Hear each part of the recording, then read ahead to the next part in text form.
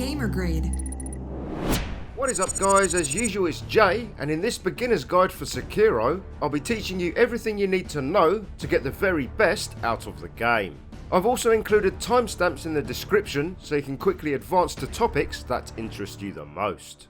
If that sounds good to you, then make sure to punch that thumbs up real good.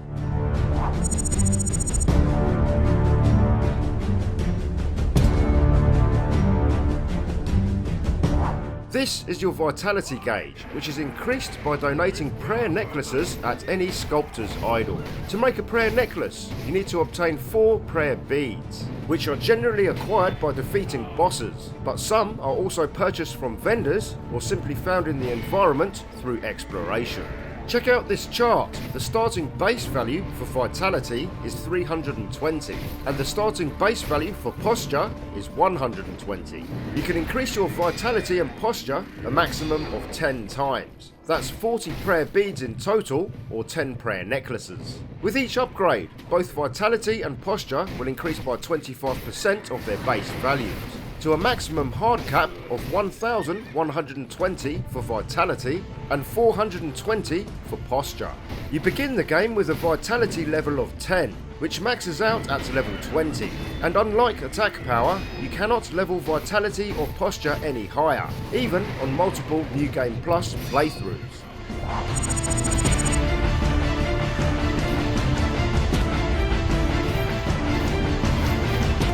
Vitality damage is inflicted by landing unguarded attacks. If an attack is guarded, then no vitality damage will be dealt. However, check out this chart.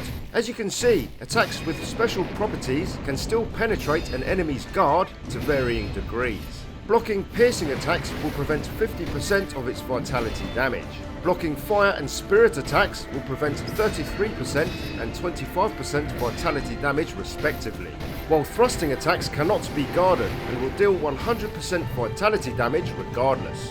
Guarding does not prevent posture damage, but it does reduce it to a degree when compared to unguarded. All standard enemies will die as soon as their vitality reaches 0, giving you an option to finish them with a death blow just for show.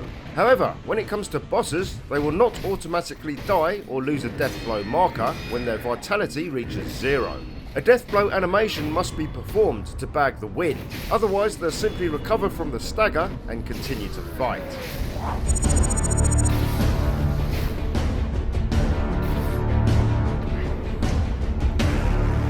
Deflecting enemy attacks are a high-risk, high-reward technique that can completely turn the tides of battle by minimizing any posture damage inflicted while dealing significant posture damage in return.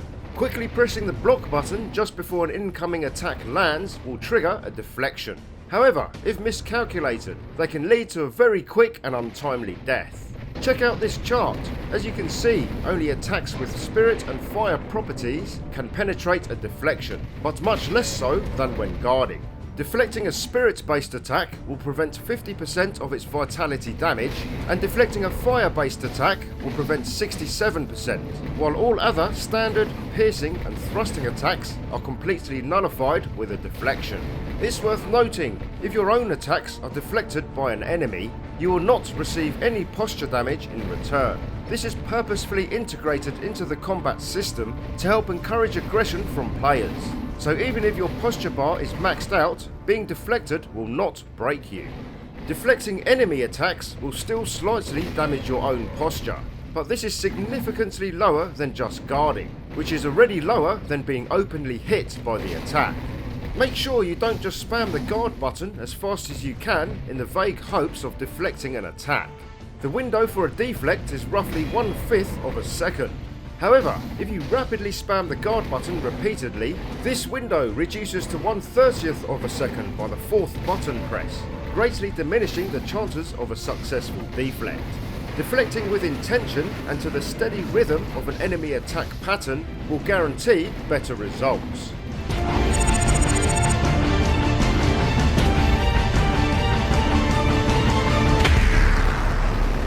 This is your posture gauge, and just like vitality, is upgraded by donating prayer necklaces at any idol a maximum of 10 times.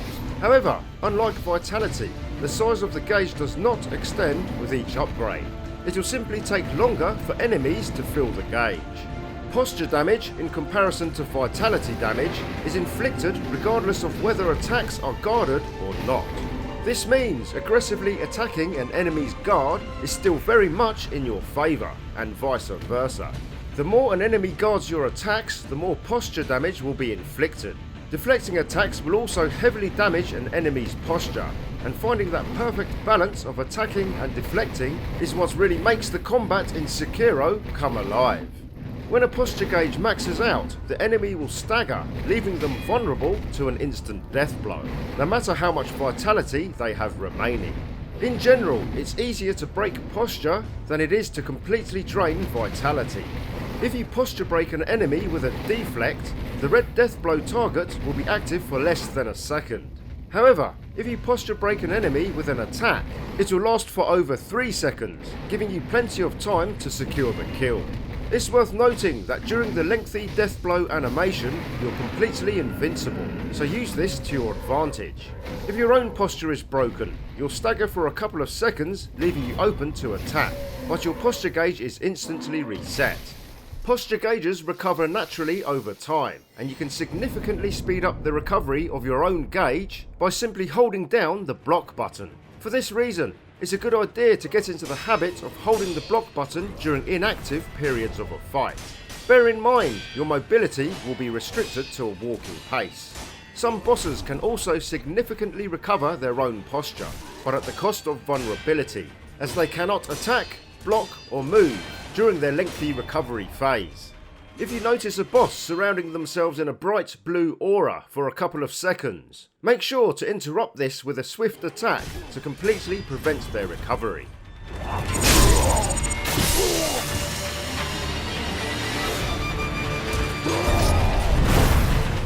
Vitality and posture are inextricably linked, and understanding this mechanic is extremely important before venturing out into boss territories. Check out this chart, which shows you the direct relation between the two. In short, by reducing an enemy's vitality, you also reduce the rate at which they recover posture. If an enemy's vitality is above 80%, their posture recovery will be maximum. When their vitality drops below 40%, their posture recovery will be at its slowest. This means, against tougher enemies, you'll first want to deploy tactics designed around reducing their vitality. Once this has been reduced to at least 79%, you can then start more aggressively targeting their posture, ultimately leading to a quicker death blow.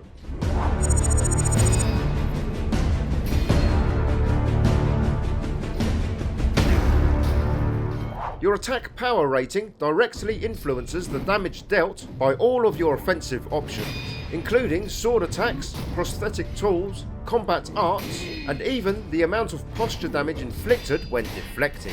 Raising your attack power is the only way to increase your raw offensive capabilities, and regular upgrades are vital to effectively progress in the story. Check out this chart listing all 13 main bosses in the game. When you defeat any one of these 13 bosses, you receive a memory of that battle. These memories can then be used at any sculptor's idol to increase your attack power rating by 1. So make sure to do this immediately after defeating any of the bosses in the list. The first 13 attack power upgrades will increase the damage of all your attacks by the same amount for each point gained. So going out of your way to hunt down all 13 bosses in the list before finishing the game is well worth your time. There's also a 14th boss who drops a memory, Lord Ishin Ashina, but is only available during the Shura ending, which isn't recommended on a first playthrough due to it ending the game early and locking you out of the endgame content. For this reason, it's best to unlock this memory on a subsequent New Game Plus. As you can see on this table, your base damage at the start of the game is 80, and after the 13th upgrade it will be 340, gaining 20 points of damage per level.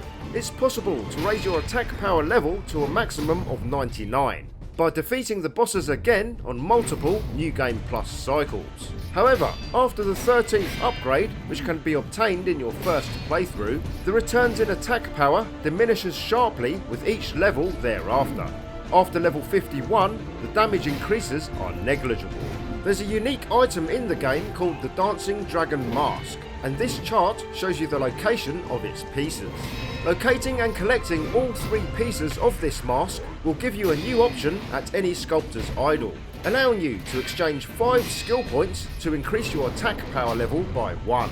The mask's use is only limited by the number of skill points you have available. However, it's recommended to first prioritise unlocking and experimenting with as many skills as possible to find the ones that most suit your playstyle, before converting skill points to attack power using the mask. As you can see, the last piece of the mask is found at Fountainhead Palace, so its use only really comes into play much later in the game.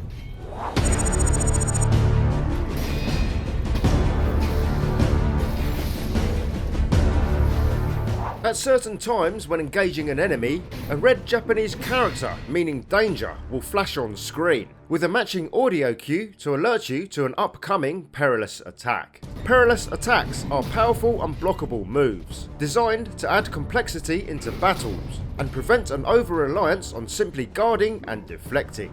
Dealing with a Perilous attack in the correct manner will usually result in heavy posture damage, while leaving them open for a series of counter-attacks. Against many regular enemies, it may even open a window for an instant death blow. The 3 common Perilous attacks many enemies can perform are the thrust, sweep, and grab.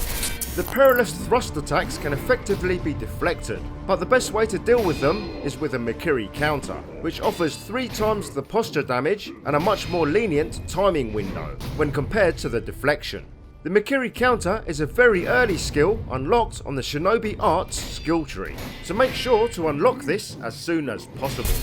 The Perilous sweep attacks are best dealt with by performing a neutral jump straight up into the air to avoid the initial sweep. Then quickly press the jump button again to perform a jump kick counter off the target's head, causing large posture damage and catapulting you higher into the air. This then allows you to perform counter attacks while in mid-air, maximising vitality and posture damage just before and just after landing. The Perilous grab attacks are best dealt with by step dodging in the right direction to avoid the reach of the grab entirely. Jumping away is also effective, but the step dodge is much quicker to recover, allowing you to stay in close proximity, opening a window for counter attacks. Jumping or sprinting away is effective at avoiding damage from all Perilous attacks. However, due to the long recovery to get back in range, means any attempts at counter punishment will not be effective. To practice countering all these Perilous attacks, as well as learning other basic combat techniques without the chance of dying, make sure to visit the immortal samurai, Hanbei the Undying, who's found in the clearing directly opposite the dilapidated temple.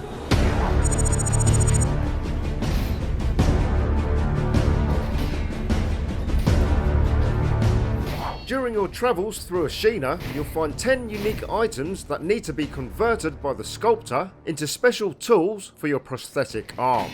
Prosthetic tools have a wide variety of applications, and they all require spirit emblems to use. Mastering the use of these powerful tools is paramount to your survival in both combat and stealth. This is where your currently selected prosthetic tool is displayed. You can quick swap between 3 pre-selected tools of your choice by slotting them in your inventory screen here, here, and here. However, you should never feel pressured to always have 3 tools slotted. You're far better off only having 1 or 2 tools equipped that benefits you in the current situation, saving you from having to cycle through unnecessary equipment. The same can be said for your 5 quick item slots, only slotting the most urgent items for your current situation. Remember, you can also use any quick item directly from your inventory screen, without it having to tie up a quick slot. Check out this chart showing you all 10 prosthetic tools available in the game, and how to find their related items to be fitted by the sculptor. I'll briefly go over their primary uses, but bear in mind they can all be upgraded multiple times, which not only improves their current abilities, but will also add new ones not mentioned here. So make sure to delve into the in-game descriptions when deciding which upgrades will benefit your playstyle the most. The loaded shuriken is an offensive tool, good for long-range attacks and interruptions, as well as bringing down airborne enemies. The loaded axe is an offensive tool, good for dealing large posture damage and smashing through enemy shields. The loaded spear is an offensive tool good for far-reaching mid-range thrust attacks, which can even drag lighter enemies towards you or strip some larger enemies of their armour. The Subimaru is an offensive short-range dagger, which inflicts the poison status Abnormality, and is most effective against Okami-type enemies.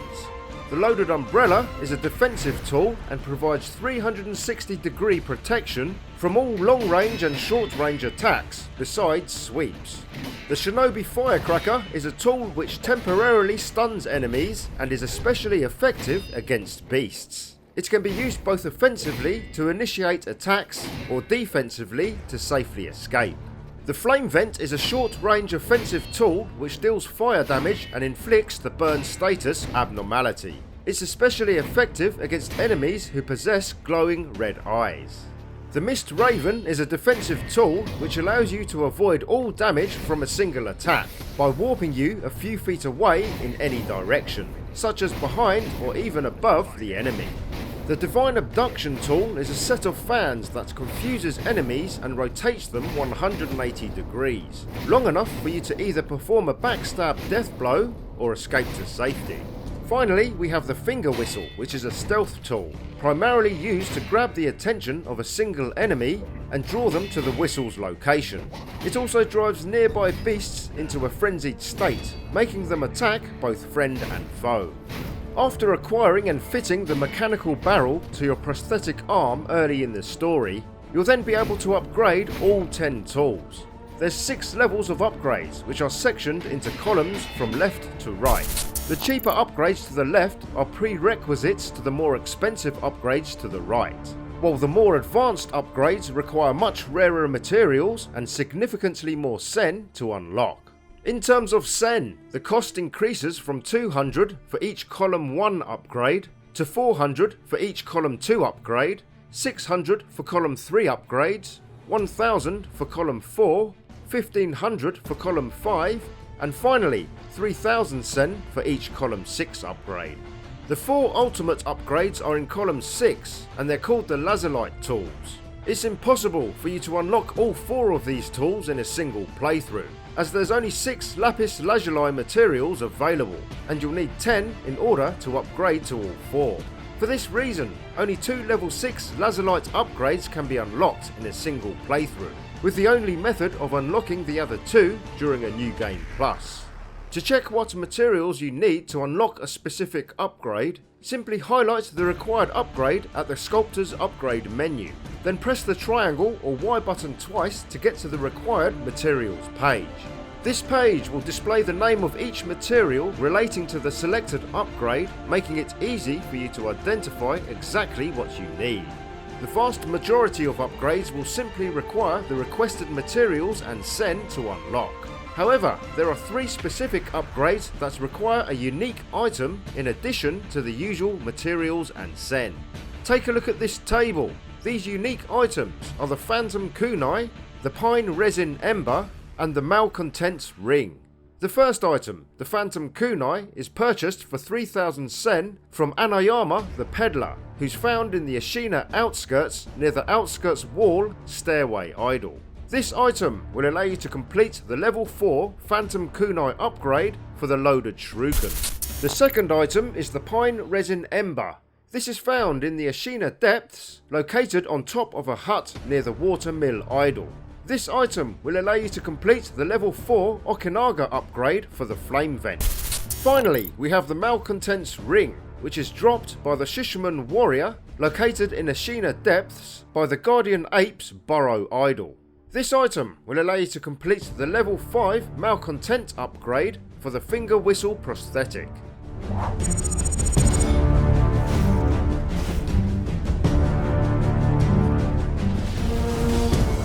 There's 5 skill trees to unlock in total.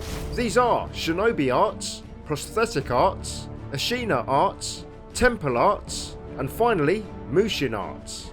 These skill trees are made available by first acquiring their associated key items called the Esoteric Texts. Each text bestows the knowledge of the related art, and once acquired, you'll then be able to unlock their associated skills via any sculptor's idol. The Shinobi Esoteric Text unlocks the Shinobi Art skill tree and is given to you by the sculptor as soon as you gain your first skill point. This tree contains the most important fundamental Shinobi skills and also contains the widest variety. A total of 34 skill points are required to unlock every skill in this tree. The Prosthetic Esoteric Text unlocks the Prosthetic Art skill tree and is also given to you by the sculptor, but only after you've found and fitted 3 prosthetic tools. Just like the Shinobi Arts, the Prosthetic Art skill tree contains many fundamental techniques that should be unlocked as soon as possible. A total of 31 skill points are required to unlock every skill in this tree. The Ashina Esoteric Text unlocks the Ashina Art skill tree and is given to you by Tengu after you complete a quest for him to kill some rats. Tengu is found in the Watchtower building after killing Gyalbu Oniwa. He's up the stairs on the opposite end of the field from the Castle Gate idol. The Ashina Art skill tree contains many useful blade and posture skills, as well as arguably the most effective combat art in the game, the Double Ichimonji. A total of 18 skill points are required to unlock every skill in this tree. The Senpou Esoteric Text unlocks the Temple Art skill tree, and is the only skill tree that is not given to you by an NPC. The text is instead found in a small shrine not far from the main hall idol in Senpou Temple. The Temple Art skill tree contains several close quarters hand-to-hand combat arts, as well as useful latent skills that improve sen and item drop rates, as well as improving sugar and spiritfall durations. A total of 22 skill points are required to unlock every skill in this tree. The Mushin Esoteric Text unlocks the Mushin Art skill tree, and like the Ashina Art skill tree, is given to you by Tengu. However, it only becomes available after first acquiring the Ashina Art skill tree, as well as defeating Genichiro Ashina. After accomplishing both of these tasks, you'll then need to unlock the final combat art in any one of the other skill trees. Once this is done, speak to Tengu, who is now located at the Great Serpent Shrine Idol in Ashina Castle. The Mushin Art skill tree gives access to 3 powerful new forms of existing combat arts, endowing them with devastating new extensions. A total of 20 skill points are required to unlock every skill in this tree. As you can see on this table, to unlock every skill across all 5 available skill trees will take a grand total of 125 skill points, as an average playthrough will see you accrue approximately 60 skill points in total, give or take. This means to unlock all the available skills will require multiple playthroughs. If your goal is to unlock every skill in the game, then it's recommended to not spend too much time farming experience on your first playthrough. You'd be much better off doing this in New Game Plus, where you'll be able to secure skill points at a much faster rate. All skills, regardless of which skill tree they're from, or how you acquire them, are all categorized according to 3 main specific types. These are Combat Arts, Shinobi Martial Arts, and Latent Skills. Combat Arts are highlighted with a red border in both skill trees and menus. They are powerful offensive combat techniques, performed by pressing both the guard and attack buttons simultaneously. You can only have 1 combat art equipped at a time, which is slotted here to the right of the 3 prosthetic tools.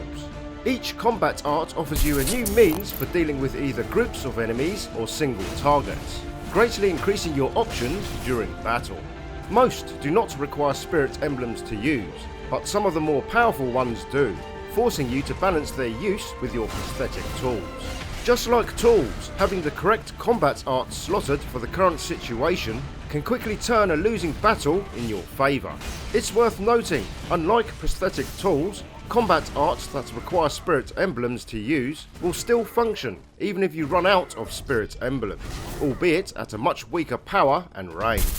Shinobi martial arts are highlighted with a blue border in both skill trees and menus, and are only found within the Shinobi arts and prosthetic arts skill trees, besides one which can only be purchased from a vendor called the Anti-Air Death Blow. Shinobi martial arts are considered core fundamental abilities, playing an important role in both combat and stealth. You should generally prioritise learning most of the blue Shinobi martial arts as soon as possible. Finally, latent skills are highlighted with a yellow border in both skill trees and menus, and are all passive abilities that require no activation. Examples include increasing healing item efficiency and spirit emblem capacity, improving stealth capabilities and posture damage dealt and received, swimming and breathing underwater, and vitality and posture recovery after performing death blows.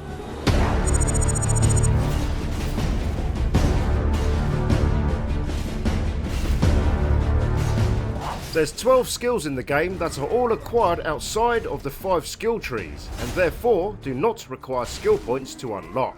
These are called hidden arts, with 2 of them being master arts. Since these 12 skills do not appear on any of the skill trees, they'll need to be first found or purchased. As you can see on this table, one of the 12 hidden skills is a blue shinobi martial art called the anti-air death blow. This allows you to perform death blows while in the air, and the text can be purchased from Black Hat Badger near the Old Grave Idol in Ashina Castle for 1200 sen. Once the text is in your inventory, nothing more is required. You'll simply be able to perform the skill from that point on. 2 of the hidden skills are combat arts named Floating Passage and Mortal Draw. Floating Passage is purchased from a vendor named Pot Noble Haranaga, located in Hirata Estate for 5 treasure carp scales. And Mortal Draw is automatically unlocked after receiving the Mortal Blade during progression of the main story.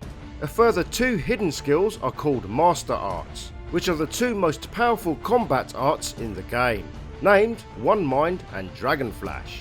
These Master Arts are your ultimate reward for completing the game, and depending on the path you chose during the story, you will fight one of 2 different versions of the final boss. The early Shura ending will unlock One Mind, and any other ending will unlock Dragon Flash. This means to unlock both Master Arts, a second playthrough will be required.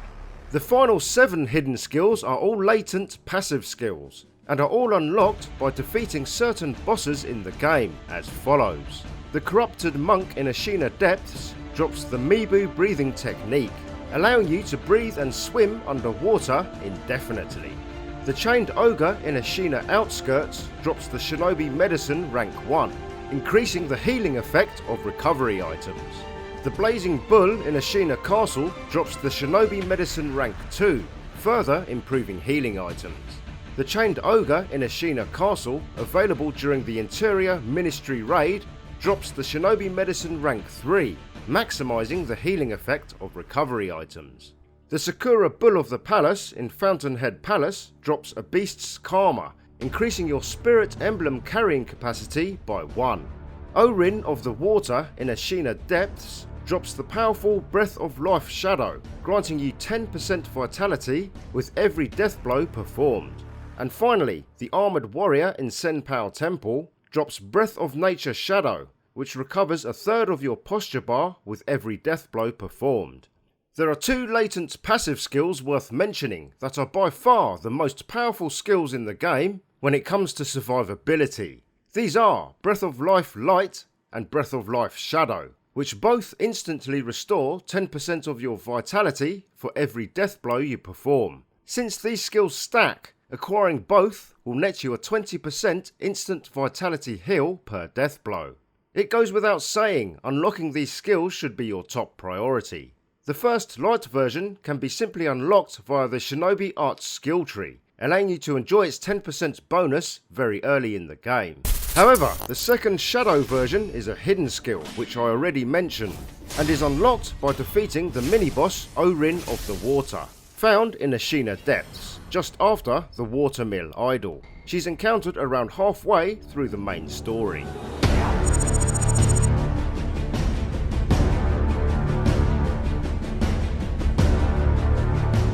This table shows all 3 ninjutsu techniques available in the game.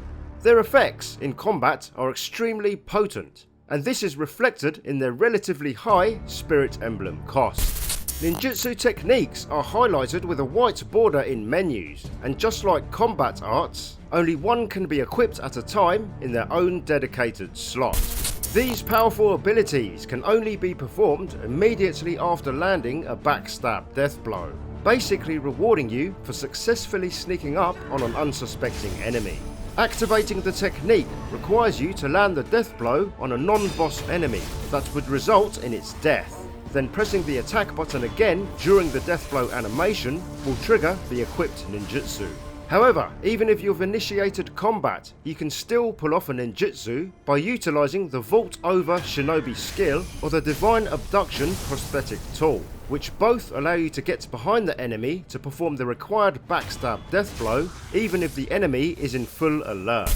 Okay, the first of the 3 ninjutsu techniques is called Bloodsmoke, and is automatically unlocked by defeating Genichiro Ashina in Ashina Castle. This technique weaponizes the enemy's blood into a cloud of red smoke that'll disorientate nearby enemies, allowing death blows on weaker enemies and a lengthy stun on tougher enemies. Bloodsmoke is the best ability in the game for crowd controlling multiple weaker enemies that are clustered together in close proximity. The second ninjutsu technique is called Puppeteer, which is automatically unlocked by defeating the folding screen monkeys in Senpou Temple. This technique allows you to turn enemies into puppets that fight by your side for a short period of time. They possess infinite HP and are only governed by a timer, making them extremely powerful allies or great distractions for any situation. You can have multiple puppets active at any given time, or repuppeteer an existing puppet before the timer expires by simply backstabbing the puppet itself. There's 2 unique moments in the game that require specific use of the puppeteer. The first is located near the Senpou Temple Mount Kongo idol. Use the puppeteer on the assassin below so that he operates the nearby kite device, permanently raising the kite from that point on, allowing you to grapple over the ravine at the top. The second use is in Sunken Valley, not too far from the Bodhisattva Valley Idol, just past the toxic memorial mob. Use the puppeteer on the monkey in the cave to distract the great serpent above, allowing you to safely pass into the hut on the other side of the stone bridge. The third and final ninjutsu technique is called Bestowal, and is automatically unlocked by using the Mortal Blade on the Guardian Ape to permanently kill it in the Guardian Ape's burrow. This technique will envelop the blood of your enemy around your katana for 30 seconds, significantly boosting the range of all your attacks by creating a second temporary blade called the Blood Blade. The additional range of the Blood Blade will deal half the damage of your usual attacks, and this damage cannot be guarded. When attacks land within range of your katana, the damage output will stack, essentially dealing 150% damage at close range, allowing you to quickly posture break tougher enemies. Bloodsmoke and Bestowal both possess interesting quirks in relation to the lizard geckos found in the natural environment. Using them on normal geckos will coat your blade in poison, inflicting poison build-up with every hit. However, track down a rare albino gecko and you'll gain the ability to heal on hit.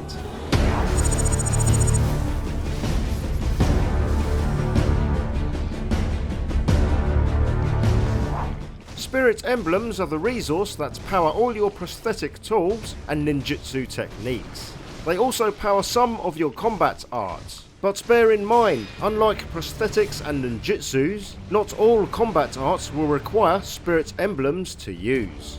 You start the game with a carrying capacity of 15 Spirit Emblems. This can be gradually upgraded using skill points to a maximum capacity of 20. 4 of them are unlocked via skill trees, and the final 5th one is a hidden skill acquired by defeating the Sakura Bull of the Palace.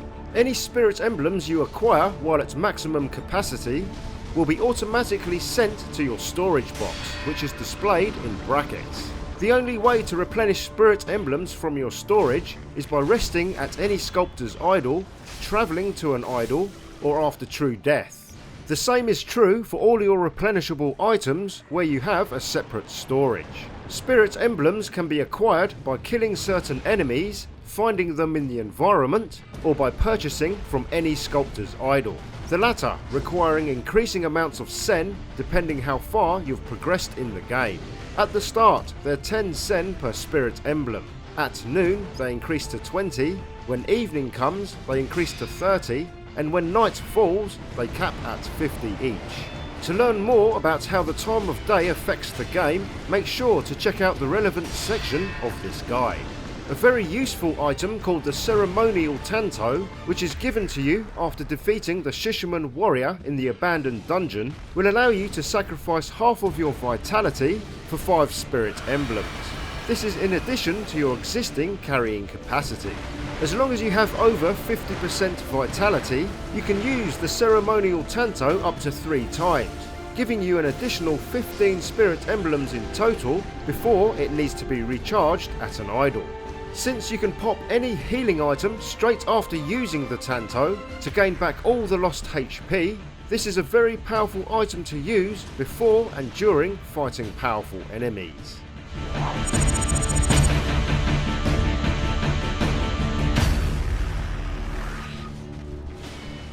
These are your resurrection nodes, allowing you to resurrect from death without penalty. You are given 2 resurrection nodes early in the game. The node which displays a flower is your primary node, and is restored every time you rest or travel to an idol. The node to the left which displays a leaf is your secondary node, and needs to be filled with resurrection power by killing enemies. The stronger the enemy killed, the more resurrection power will be granted, filling the node quicker. Once you use a resurrection node to revive, there's a lockout period, represented by a black stripe through your resurrection nodes, which means the next time you die will be true death. To remove the black stripe lockout, you'll need to recover some resurrection power by killing enemies. A third and final resurrection node can be unlocked, which is basically a second leaf node that also requires charging by killing enemies. This is acquired by defeating Lady Butterfly to obtain a unique item called the SEKIRO Droplet. Giving the SEKIRO Droplet to Lord Kuros will activate this third resurrection node. Resurrection can be used tactically to your advantage. After dying, wait a few seconds so any nearby enemies turn their backs and start walking away. This will allow you to safely resurrect undetected. You can now either slip away, stealth kill a nearby enemy, or use a ninjutsu technique like the Puppeteer to summon an aid.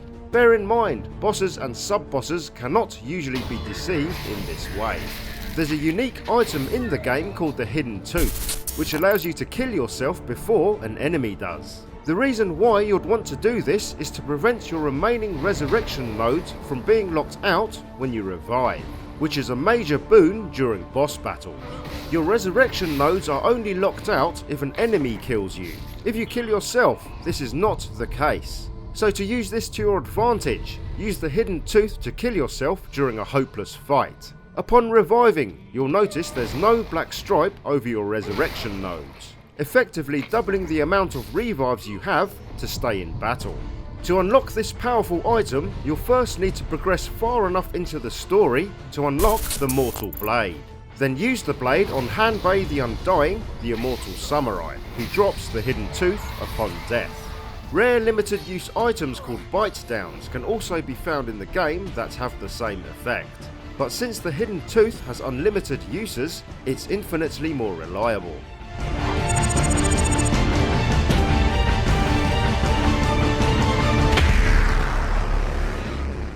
After facing true death, which is death without resurrection, half of your sen and half of your experience will be permanently deducted. Considering the amount of times you will encounter true death in Sekiro, this loss can add up significantly if you don't have a prevention plan in place. To keep your sen safe, it's a good idea to purchase all coin purses from traders whenever available, which essentially banks your hard-earned sen, as coin purses are completely unaffected by this death mechanic.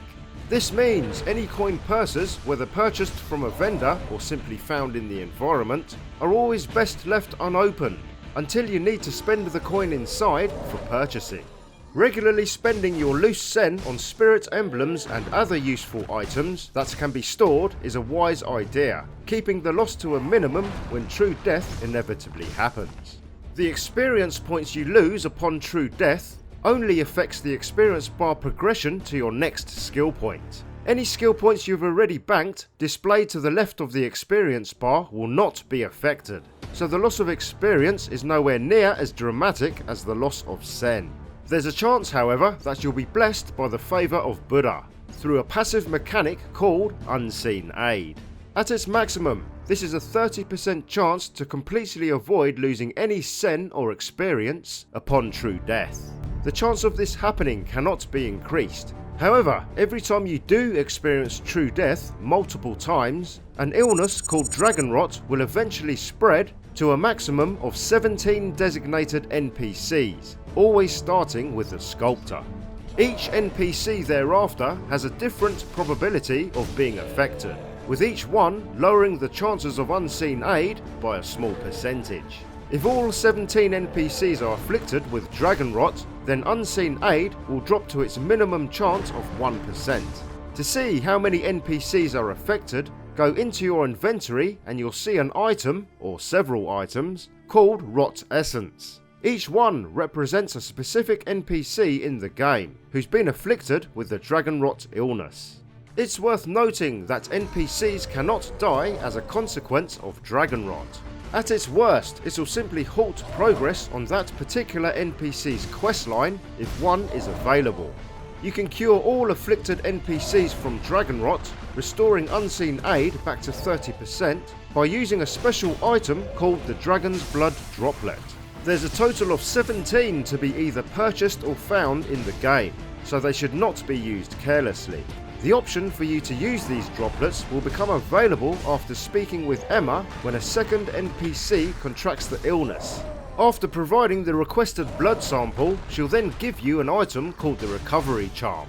Simply progressing far enough into the story will also trigger Emma into giving you the charm.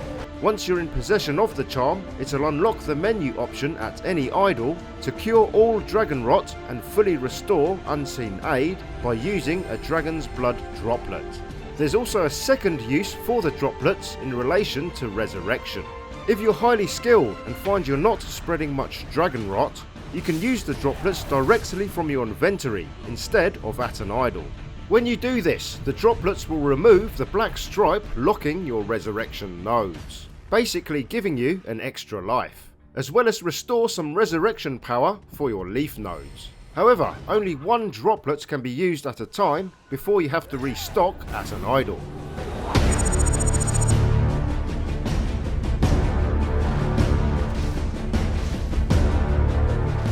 There's a total of 5 status abnormalities that SEKIRO can be inflicted by. These are Burn, Poison, Terror, Shock and Enfeeblement. If left unchecked, they will all result in a swift death. Of these 5 status abnormalities, you can only inflict 3 of them upon your enemies, which are Burn, Poison and Shock, whereas Terror and Enfeeblement can only be inflicted upon you. How close you are to being afflicted with a status abnormality is represented by a gauge in the middle of the screen. Once the gauge fills to the top after prolonged exposure, the related abnormality will be inflicted, indicated by the associated icon underneath your vitality bar. Bear in mind there's no status build-up gauge for the shock status, due to the instant nature of this element. It's worth noting, when you're attempting to inflict an abnormality on an enemy, there'll be no gauge displaying the build-up of the status. Neither will there be an icon underneath their vitality gauge. The only visual cue you'll receive is when the abnormality is applied. For example, when the burn status has been successfully built up and inflicted, you'll see the enemy burning and react accordingly. Fire damage, along with the burn status abnormality, is particularly effective against red-eyed enemies, such as the Chained Ogre, since they innately fear fire and are sent into a panic at the mere sight of flames. To instantly build the fire gauge when using fire-based attacks, make sure to first douse the enemy in oil, as this will set the enemy alight the instant a flame-based attack makes contact. Check out this chart showing the 3 items that treat fire and burn damage when used against you. They are the Withered Red Gourd, Dousing Powder, and Ministry Dousing Powder. As you can see, only the 2 dousing powders can remove the burn status once it's inflicted. When the burn status is inflicted, it will drain 10% of vitality over a 10-second period, while halting posture recovery in the process. Enemies that can inflict the burn status are Nightjar Ninjas, Bandits, Centipedes, and fire-based red guards. Poison is a very damaging status abnormality that lasts for 40 seconds and can drain anywhere from 30 to 80% of your vitality, depending on the size of your gauge.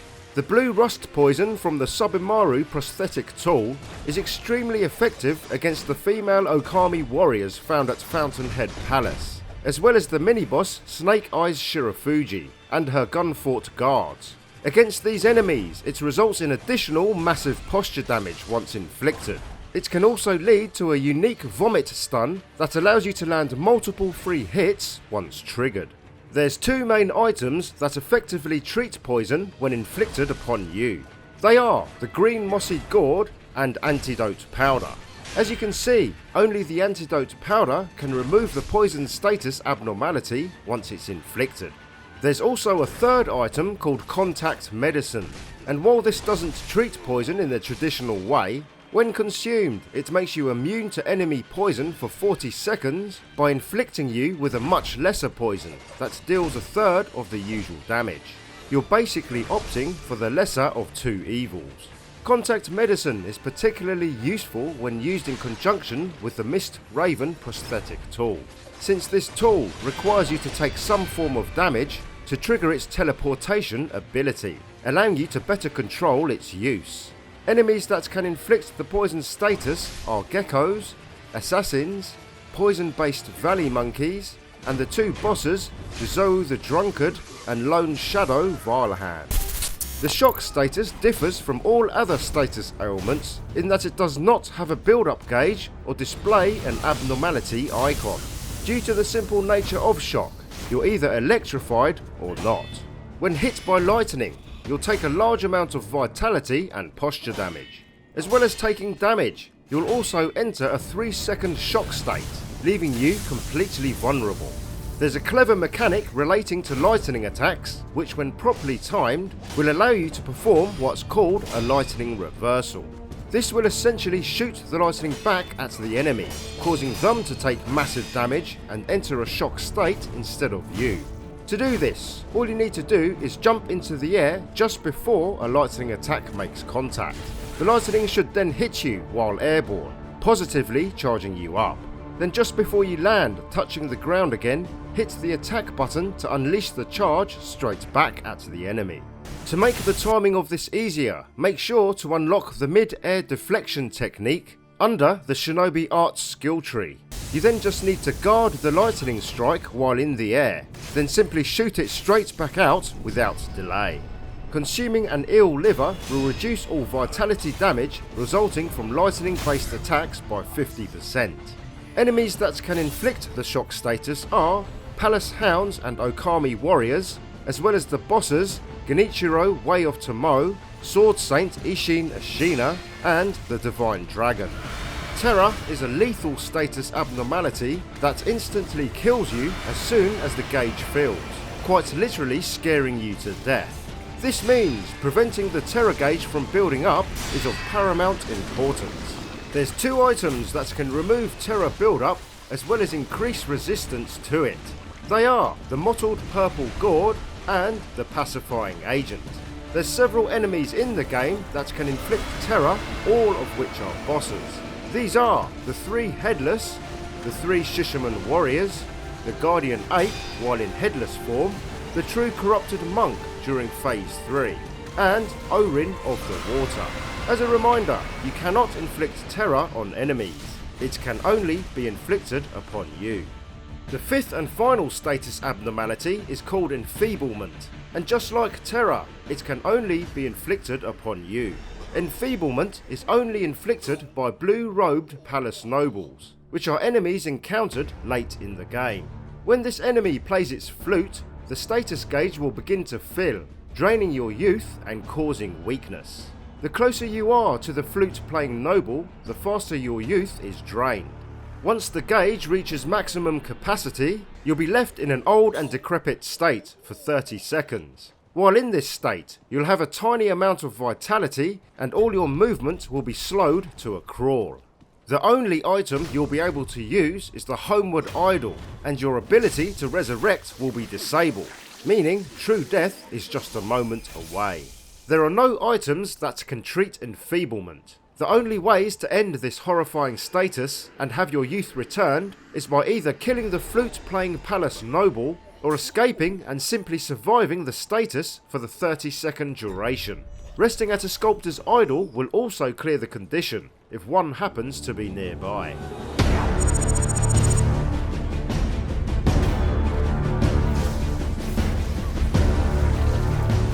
Check out these two charts, which shows you all 19 items in the game that give you some form of status buff when used. This first chart displays all 10 Spiritfalls and Sugars available in the game.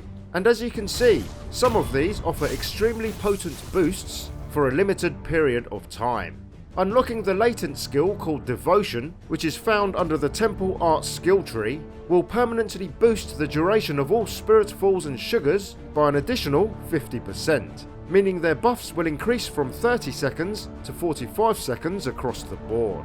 So unlocking Devotion as soon as possible should be a top priority. The effects of Spiritfalls and Sugars are identical, and the only difference between the two is the manner in which they're used. All Spiritfalls have unlimited uses, so they're only found just once in the entire game, by killing the associated headless boss. But they cost varying amounts of spirit emblems to use, depending on the Spiritfall consumed. Sugars, on the other hand, do not require spirit emblems to use, and are dropped, purchased, or simply found in the environment.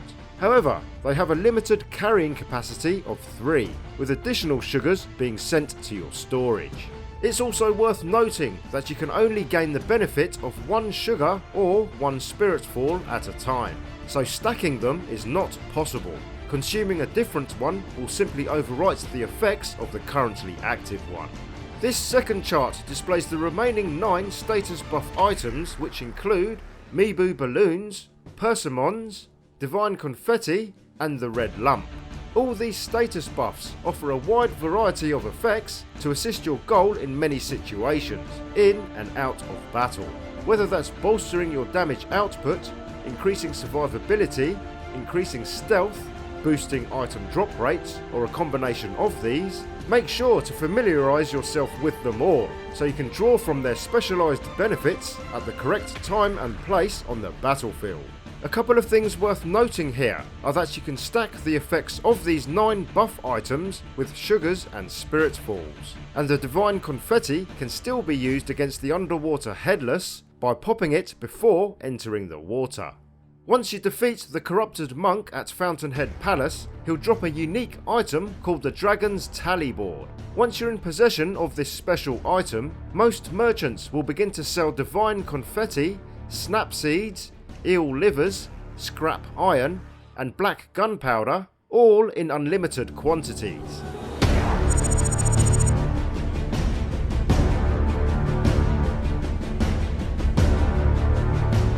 As you can see on this table, defeating certain key bosses as you play through the game will not only advance the story, but will also advance the time of day from morning to noon, evening, then night. Along with a visual change to areas, enemies will also become increasingly tougher as the day progresses. Their attack power, vitality, posture, and posture recovery will all increase for each quadrant of the day. This means all enemies and sub-bosses during the morning will have their lowest possible stats.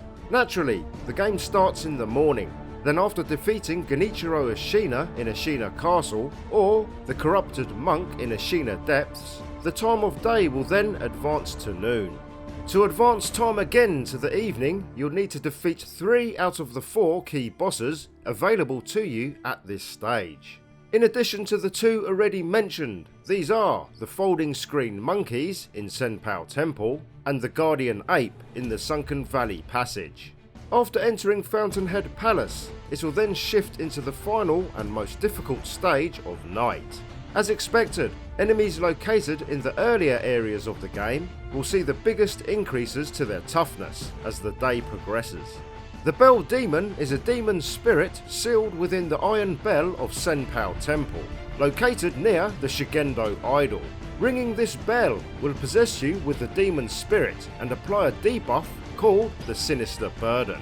This will make enemies much tougher, as well as slightly improve their item drops, as well as their item drop rates. Their stats and drops will be those of the following time of day, one step ahead of where you are in the game. For example, if you're currently at noon, the stats and drops of all enemies will be identical to their evening counterparts. And once you get to night, the increase continues beyond normal levels, making even that time period more difficult. You can tell the Bell Demon is active as you'll notice its icon below your vitality gauge. You'll also be in possession of an item called the Bell Demon in your inventory. To dispel the sinister burden and return things to normal, simply use the item. A good tactic is to acquire the Bell Demon every time you're farming for items, including upgrade materials. This way you can benefit from the improved item drops and drop rates. Bear in mind, the Bell Demon will not affect experience, sen or spirit emblem drop rates. The negative effects of the Bell Demon also stack on top of those from Hard Mode and New Game Plus. So, for the ultimate challenge, you'll need to combine all three. However, a currently active Bell Demon will not automatically carry over to a New Game Plus. You'll need to find and activate the bell again on any subsequent playthroughs. After you beat the game, you're given an option to start a New Game Plus second playthrough. You can choose to remain in your current playthrough by selecting No, which is a good idea if you need to finish off any mini-bosses, especially the Headless and Shishaman warriors, as well as collect any missed useful items like prayer beads, gourd seeds, refillable gourds, treasure carp scales, and the dancing dragon mask. When you're ready to move on, simply head to the sculptor's idol at the dilapidated temple to begin the New Game Plus. During your second run, the enemies will be even more ferocious than before, becoming tougher still as the day progresses. The amount of sen and skill points that you gain also increases proportionately. You can continue to play New Game Plus multiple times, and with each playthrough, the strength of the enemies and the amount of rewards will become increasingly greater. This will eventually cap out on your 8th playthrough. So, from the 9th onwards, there'll be no further increases to enemy strength or rewards, with everything remaining at the same values. After beating the game with any ending and starting a New Game Plus, you'll receive an item called Kuros Charm. Keeping this item on your person acts as a protection from additional damage from enemies. To activate Hard Mode in any new game or New Game Plus, simply give this charm back to Kuro when you speak to him during the prologue, which will strip you of its protection. This Hard Mode stacks with the additional hardships of any New Game Plus playthrough, and is represented by the Japanese character for difficult, which is displayed under your vitality gauge as well as next to your save file. Hard Mode greatly increases the amount of vitality, posture and resistance enemies have, as well as making them deal 30% chip damage when blocking their attacks. So, deflecting becomes critically important. You'll also take 25% additional vitality and posture damage across the board, as well as significantly more posture damage from guarding. Not even the loaded umbrella can prevent this damage. The only way to mitigate this extra damage is by perfectly deflecting. Negative status effects such as poison and fire will also build up around 40% quicker. There's one beneficial effect of Hard Mode, in that you'll receive an additional 20% sen and experience from all sources. You can back out of Hard Mode at any time by talking to the sculptor and selecting the option named Avoid Additional Hardships. But bear in mind, once you take back ownership of Kuros Charm, you cannot return to Hard Mode until the next playthrough. On the other hand, if you want to make the game even more challenging, the debuff of Hard Mode not only stacks with all New Game Plus playthroughs, but will also stack with the negative effects from the Bell Demon. Combining all three will offer the ultimate challenge. Only the most skilled players will survive. Check out this chart showing you all 9 Gourd Seed locations in the game. Giving a Gourd Seed to Emma will enhance your healing gourd, increasing the number of uses by 1. Upgrading the healing gourd to a maximum of 10 uses is possible, but it cannot be improved further beyond that point. even on subsequent New Game Plus playthroughs. Once the 9 Gourd Seeds have been handed over to Emma, they're gone for good. If you learned a thing or two from this video, please punch that thumbs up and consider subscribing if you would like to see more content from Gamer Grade. Every like and sub helps me tremendously and will allow me to make more kick-ass videos in future. I'm Jay, peace out, and I'll see you in the next one.